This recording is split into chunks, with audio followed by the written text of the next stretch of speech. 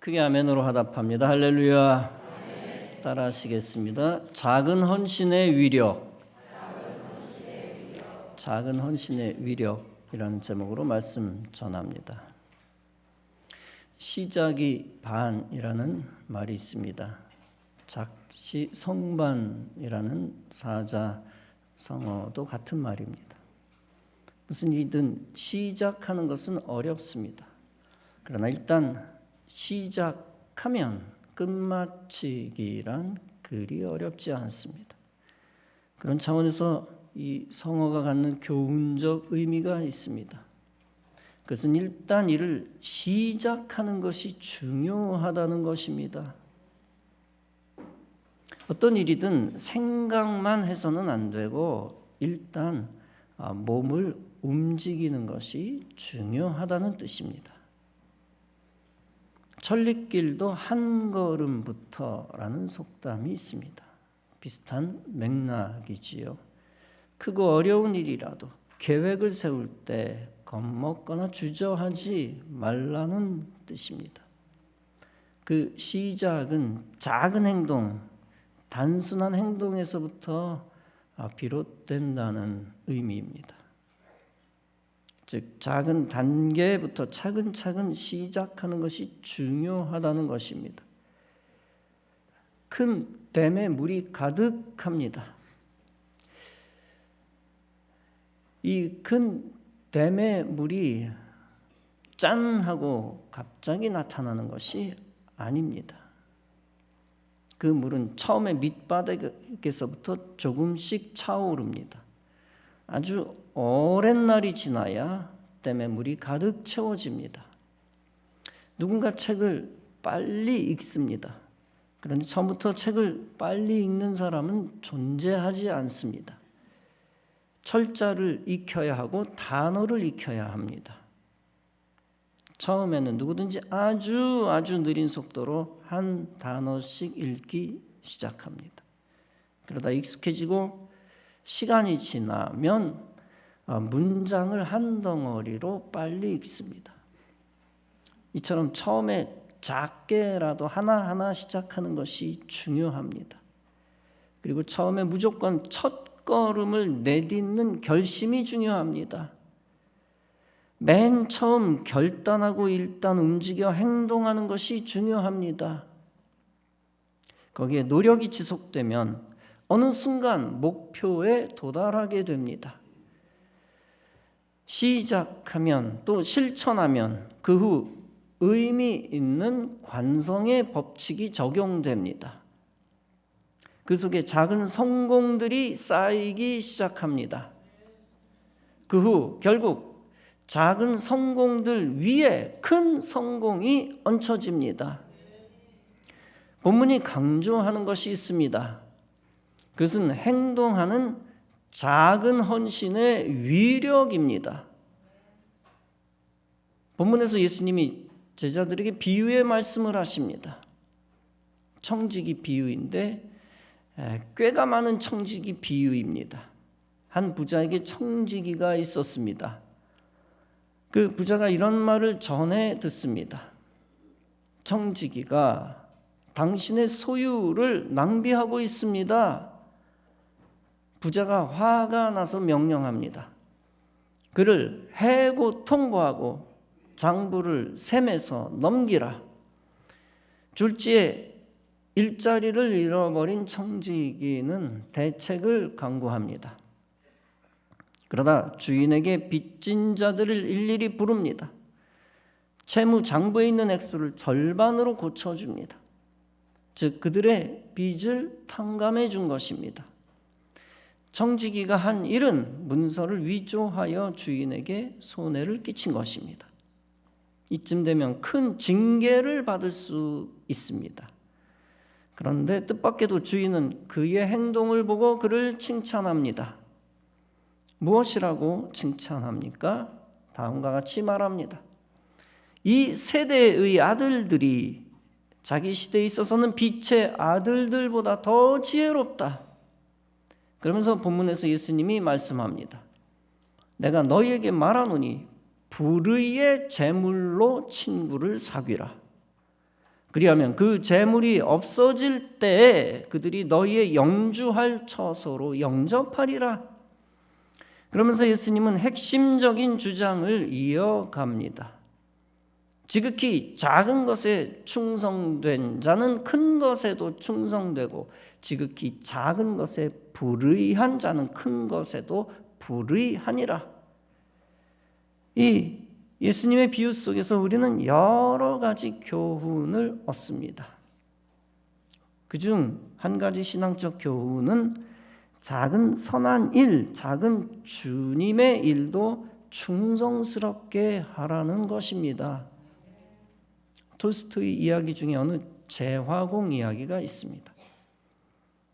그는 늘 예수님을 만나보고 싶어 했습니다. 어느 날 꿈속에 예수님이 재화공에게 나타나 이렇게 말씀하십니다. 내가 내일 네 집에 가겠다. 구두장이 할아버지는 대단히 기뻤습니다.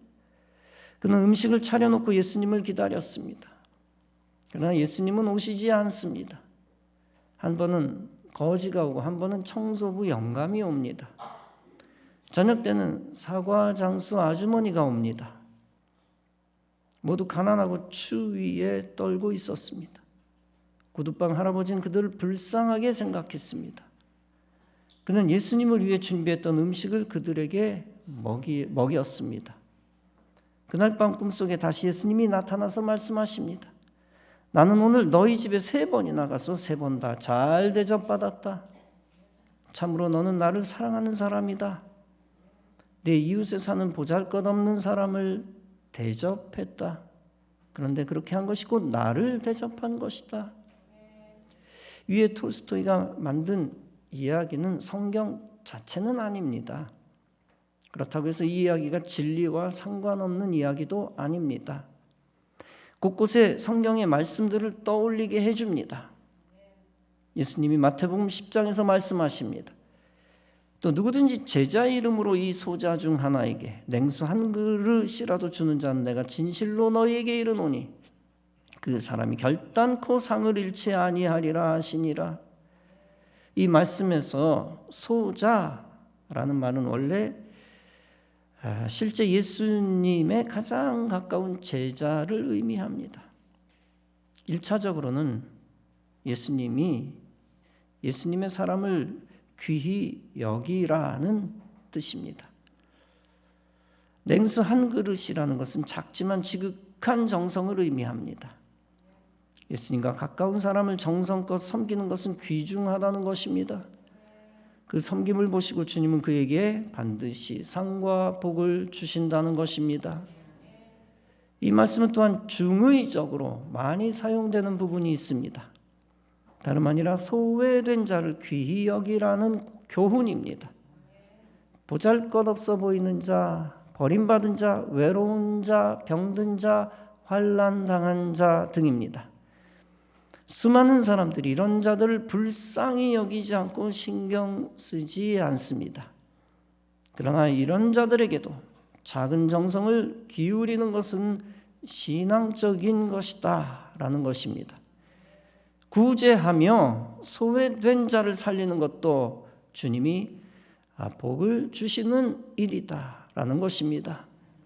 따라서 우리는 빈부귀천, 남녀노소를 무론하고 그 인생의 인격을 귀중히 여겨야 합니다. 모든 사람을 향하여 그리스도의 사랑을 베풀고 존중하고 존귀히 여겨야 합니다. 높은 자든 낮은 자든 모든 사람 속에 있는 하나님의 형상을 인정해야 합니다. 따라서 골로새서 3장은 말씀합니다. 무슨 일을 하든지 마음을 다하여 주께 하듯 하고 사람에게 하듯 하지 말라. 이는 기업의 상을 주께 받을 줄 알미라. 우리는 작은 선행도 멸시하면 안 됩니다. 작은 일에 불충하여 생명을 잃는 경우가 허다합니다. 반대로 작은 일에 충성하여 생명을 살리는 일도 많습니다. 한 남자가 소형 보트를 하나 가지고 있었습니다. 그는 봄이 되면 그 보트에 식구들을 태우고 호수로 나가 낚시를 즐깁니다. 그러다 여름이 지나면 배를 무트로 끌어올려 창고에 보관해 두곤 했습니다. 가을에 그는 배 밑창을 점검하다 작은 구멍을 발견했습니다. 그냥 두면 위험할 것 같아 보였습니다. 그러나 겨울 동안은 보트를 타지 않습니다. 따라서 내년 봄에 고쳐도 될 것 같아 그냥 내버려 두었습니다. 그리고 대신 칠장이를 불러 칠만 말끔히 해두었습니다. 이듬해 봄이 되었습니다. 그에게 두 아들이 있었습니다. 그런데 아이들은 한시라도 빨리 보트를 타고 싶어 했습니다. 그는 보트에 뚫린 구멍에 대하여 까마득히 잊고 있었습니다. 그러던 그는 아무 생각 없이 아이들을 호숫가에 내보냈습니다. 아이들이 호수로 나간 지 여러 시간이 지났습니다. 그 다음에야 그는 그 구멍이 생각났습니다. 아이들은 아직 수영도 채 배우지 못한 데다 노 젓는 방법도 서투른데 그는 다급한 마음에 불이 나게 호수로 달려나갔습니다. 그런데 놀랍게도 아이들은 보트를 다 타고 집으로 돌아오고 있었습니다. 그는 허둥지둥 보트에 올라가 밑바닥을 살펴보았습니다. 작년에 보았던 구멍은 어느새 튼튼하게 막혀져 있었습니다. 그는 마음에 집히는 데가 있었습니다. 얼른 지난 가을에 보트를 칠해줬던 칠장이를 찾아갔습니다. 그는 자신이 준비해간 선물 꾸러미를 칠장이에게 건넵니다. 그러자 그 칠장이는 영문을 모르겠다는 듯이 반문합니다. 배에 칠을 해드린 값은 이미 받았는데 이 선물은 왜 가져오셨습니까? 그러자 그는 이유를 말합니다. 나는 당신에게 배에 칠을 해달라고만 말했습니다. 그런데도 당신은 칠을 하며 구멍까지 막아주셨습니다. 그 때문에 저의 두 아들이 목숨을 건질 수 있었습니다. 그 작은 꼼꼼함은 사실 이런 작은 선물 꾸러미 하나로는 다 갚을 수 없을 만큼 큰 것입니다. 사랑하는 성도 여러분, 우리의 신앙생활과 사역에 있어서도 마찬가지입니다. 작아 보이는 주의 일에도 최선을 다하며 충성하는 것이 중요합니다. 그 마음 가운데 하나님이 복을 주시고 그 일을 통해 생명의 역사를 일으키십니다. 예수님의 마음 품고 한 사람에게 정성을 기울일 때도 하나님이 역사하십니다. 한 사람을 향한 친절, 한 사람을 향한 기도가 축복의 씨앗이 됩니다. 그 한 사람이 장차 하나님 기뻐하시는 어떤 위대한 일을 할지 모릅니다. 예수님의 비유의 말씀으로 다시 돌아갑니다. 예수님이 말씀합니다. 내가 너희에게 말하노니 불의의 재물로 친구를 사귀라. 그리하면 그 재물이 없어질 때 그들이 너희를 영주할 처소로 영접하리라. 우리는 이 비유를 오해해서는 안 됩니다. 이 비유는 불의한 재물 자체를 정당화하자는 얘기가 아닙니다. 예수님의 비유의 의도성을 이해해야 합니다. 그것은 이 땅, 이 세계의 재물의 속성을 밝히고자 하는 비유입니다. 재물은 궁극적으로 나의 것이 아니다라는 것입니다. 우리는 청지기라는 얘기입니다. 하나님으로부터 왔으며 언젠가는 이 땅에서 없어질 것이라는 것입니다. 따라서 나에게 있는 모든 재물은 맡겨진 것, 위탁받은 것이라는 것입니다. 소유물이 아니라는 것이죠. 그런 의식이 다름 아니라 진정한 청지기 의식이라는 것입니다. 이 청지기 의식은 성도가 필연적으로 가져야 되는 겁니다. 성도는 청지기 의식을 가지고 세상 물질에 집착하지 말아야 합니다. 세상 물질을 최대한 지혜롭게 하나님 나라를 위하여 선용해야 합니다. 예수님의 비유 속에서 청지기는 빚진 자에게 선심을 썼습니다. 그렇다고 해서 청지기가 무조건 주인에게 막심한 손해를 끼친 것은 아닙니다. 한편으로는 청지기는 주인에게도 손해가 가지 않게 했습니다. 지혜로운 청지기 비유를 통해 그리스도인이 얻어야 하는 교훈이 있습니다. 그것은 세상 재물에 대한 태도입니다. 어떤 태도입니까? 즉 악한 목적을 위해 재물을 사용하지 말아야 한다는 것입니다. 무엇이 악한 목적입니까? 자기의 만족과 영광만을 위하여 재물을 사용하고자 하는 것입니다. 성도는 세상의 재물을 이기적으로 쌓기만 해서는 안 됩니다. 재물을 이 땅에 쌓아놓기만 하고 생명 잃거나 수명 다해서는 안 됩니다. 허무합니다. 재물을 어리석은 목적, 불신앙의 목적을 위해 사용해서도 안 됩니다. 또한 일시적으로 없어질 것을 위하여 사용하지 말아야 합니다. 성도는 재물을 하나님 나라 일을 위해 사용할 줄 알아야 합니다. 영원히 없어지지 않을 귀중한 것을 위해 사용해야 합니다. 타인에게 유익을 주는 일에 사용할 줄 알아야 합니다. 구제와 영혼 구원과 선교를 위해 사용할 줄 알아야 합니다. 그리고 신앙 공동체와 교회와 영적 싸움과 신앙적 승리를 위하여 써야 합니다. 한마디로 말해서 하나님의 영광을 위해 거룩한 일에 투자해야 합니다. 지혜로운 투자를 강조한 비유의 말씀입니다. 움켜쥐지 말고 하나님의 숭고한 의를 위해 힘있게 써야 합니다. 과소비하라는 말이 아닙니다. 재물을 쌓아놓고 활용하지 아니하고 사망하는 비극을 만들지 말라는 것입니다. 성도의 사명은 거룩한 소비입니다. 우리가 가진 소유, 재물은 반드시 궁극적으로 거룩한 도구가 되어야 합니다.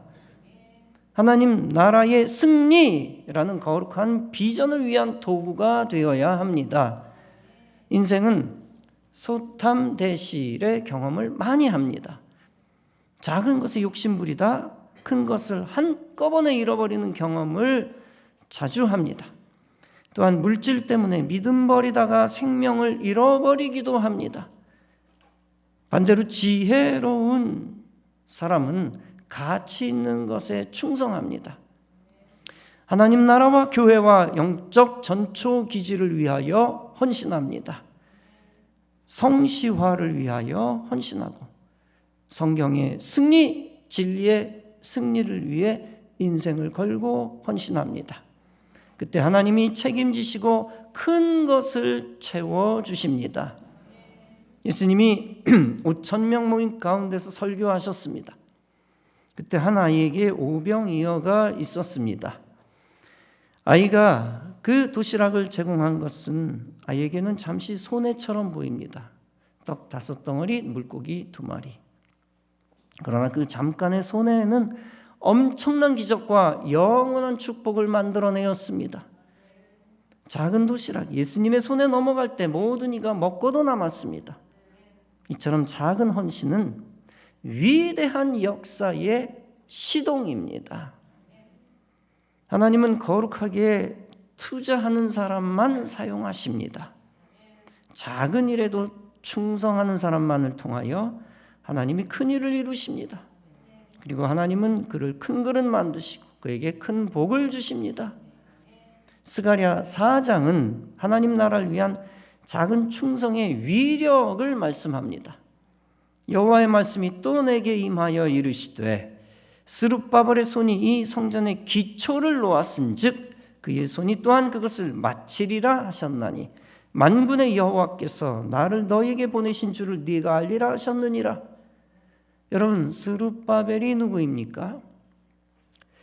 이스라엘 중 남유다가, 즉 남쪽 이스라엘이 페르시아, 즉 바사의 통치를 받을 때가 있었습니다. 그때 페르시아 왕 고레스가 유다에 파견한 총독입니다. 그는 페르시아 다리오 왕 때 예루살렘 성전을 다시 지은 사람입니다. 따라서 그는 영적으로 앞으로 오실 그리스도를 예표하는 인물이기도 합니다. 여기서 스룹바벨이 이 성전의 기초석을 놓았다고 했습니다. 스룹바벨이 성전을 짓기 위해 돌 하나를 갖다 놓았습니다. 남들이 보기에는 성전을 짓는답시고 겨우 돌 하나를 갖다 놓은 것입니다. 겉으로 보기에는 그 일은 너무나 시시해 보였습니다. 그러나 그 기초석을 놓은 것은 위대한 성전 건축 역사의 시작이었습니다.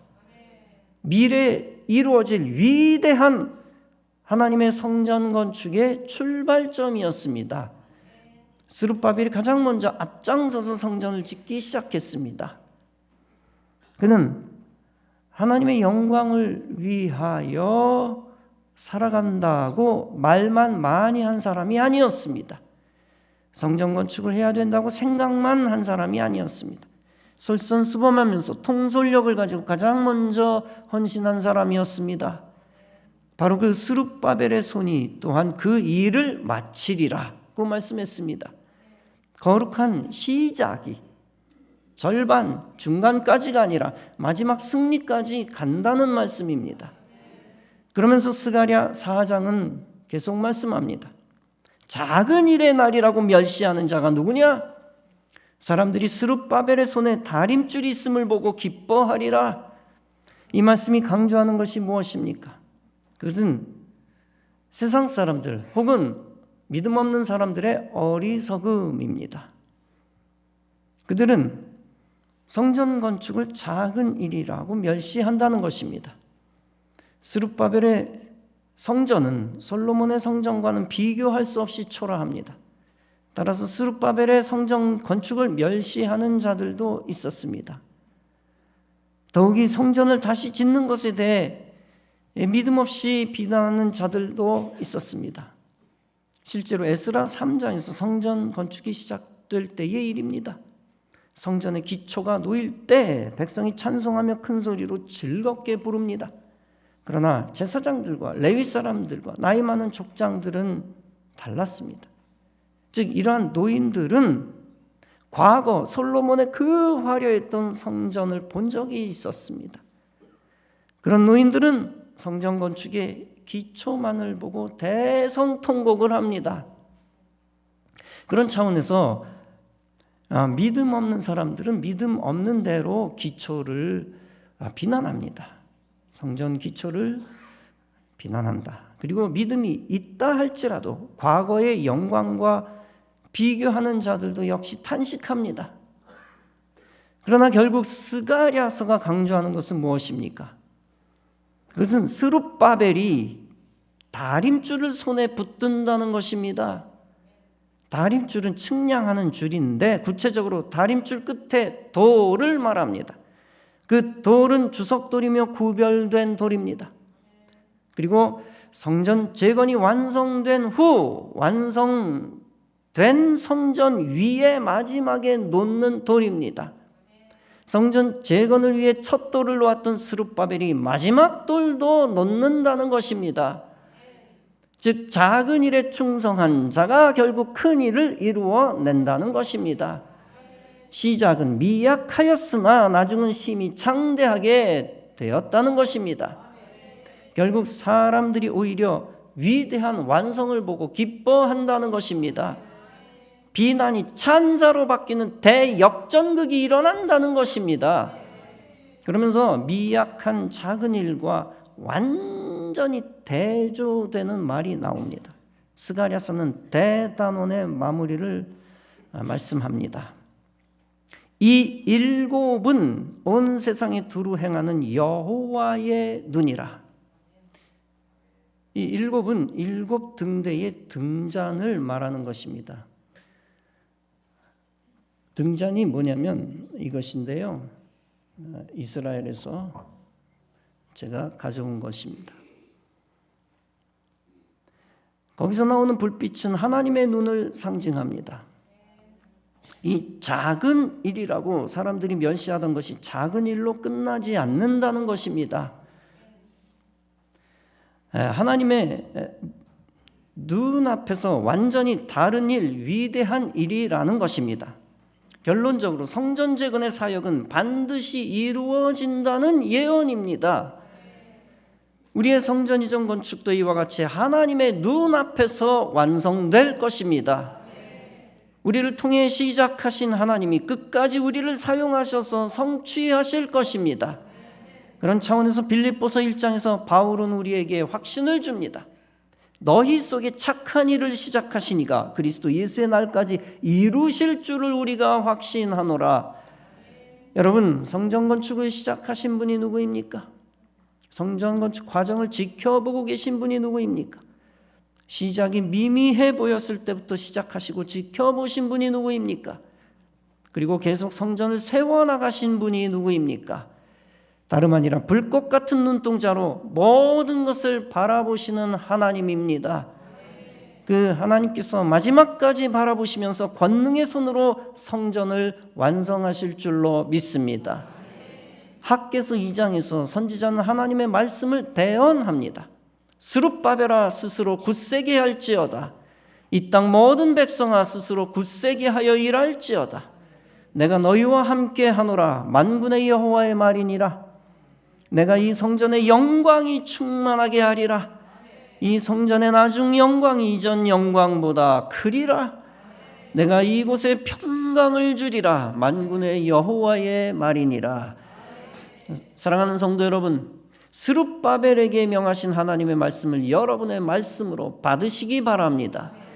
마지막 성벽을 넘어 가나안 땅으로 갈 때까지 믿음을 굳세게 하시기 바랍니다. 더욱 작은 일에 충성하며 먼저 헌신하시기 바랍니다. 결단하며 시작하는 작은 헌신의 위력은 위대합니다. 그 헌신의 위력을 믿고 지속적으로 헌신의 흔적을 만들어 나가시기 바랍니다. 그럼으로써 축복의 씨앗을 지속적으로 심으시기 바랍니다. 행여 거룩한 돌을 쌓는 기회를 놓쳐 영원히 후회하는 일이 없기를 바랍니다.